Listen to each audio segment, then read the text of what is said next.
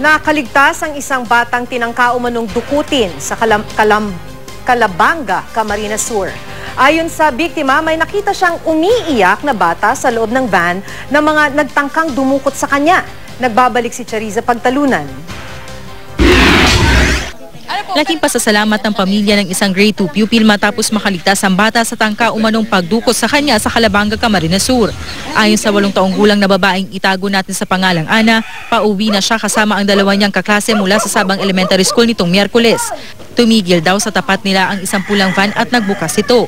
Sa takot sa mga di nila kilalang mga sakay ng van, dali-dali raw tumakbo ang kanyang dalawang kasama palayo. Sa kanyang pagkagulat, di na siya agad nakakilos. Sinubukan siyang hablutin ng mga sakay ng van. Buti na lang daw binalikan pa siya ng kanyang kaklase para tulungan. Ayun po.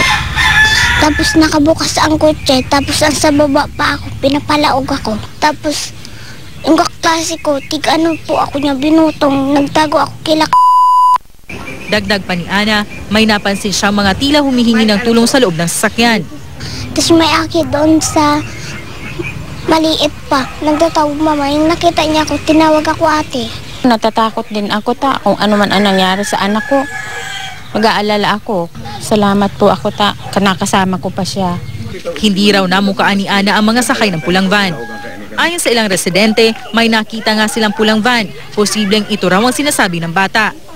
Ikinaalarma ng mga opisyal ng Barangay Sabang ang nangyari kaya magtatalaga raw sila ng mga tanod sa mga kalsada papunta sa paaralan. Informan ko ng mga magurang na dapat iatod sundo manila ang mga akin. Chariza Pagtalunan, Nagbabalita, Pilipinas.